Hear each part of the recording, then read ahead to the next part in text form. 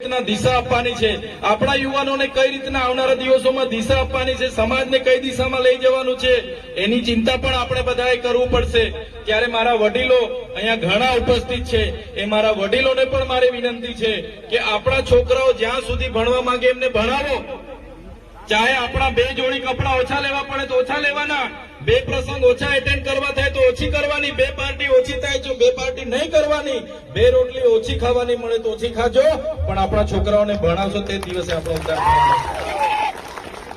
મારા યુવાન લોકોને પણ કેમ છું, જે લોકો જેમ તમારી ઉંમર જે સરકારે ધારાધોરણ મુજબ નક્કી કરી છે એ પ્રમાણે કારકિર્દીમાં ફોકસ કરો, પરીક્ષાઓની તૈયારી કરો, ગૌણ સેવા પસંદગીની તમામ ભરતીઓમાં ભાગ લો, પોલીસની ભરતીઓમાં ભાગ લો, બધામાં ભાગ લો, અને ક્લાસીસ જોઈન કરવાના થાય તો એ કરો, પણ તમારી એકવાર કારકિર્દી બનાવવાના પ્રયાસ કરો।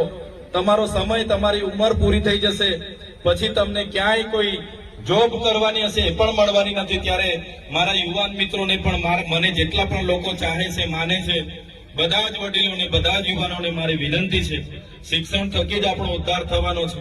બાબા સાહેબ કહે છે કે એમના શબ્દોમાં કે શિક્ષણ એક એવી શેરડીનું દૂધ છે, જે પણ લેશે દોડશે, તો શિક્ષણમાં પણ બધા ધ્યાન આપજો। સંવિધાનિક અધિકારો તો બધા આપણે અનેકવાર મિટિંગો કરીએ છીએ, જાગૃત કરીએ છીએ અને થાય છે, તો એમાં પણ બધા ધ્યાન આપજો। અને બીજી એક વાત, આજે સમય ઓછો છે પણ વધારે વાત થઈ છે, પણ ફરી એક નાની એક વાત કરું કે આજે આમ આદમી પાર્ટીનો પણ સ્થાપના દિવસ છે। 2012માં આજની તારીખે બંધારણ દિવસે જ આમ આદમી પાર્ટીની સ્થાપના કરી માન્ય કેજરીવાલજીએ દેશના કરોડો લોકોના દિલમાં જગા બનાવી અને કરોડો યુવાનોને મંચ પૂરું પાડ્યું છે। અમારા જેવા ધારાસભ્ય પણ આમ આદમી પાર્ટીમાંથી ચૂંટાઈને આજે સમાજના સારા કામ કરવા માટેના અમારા પ્રયાસો રહી છે।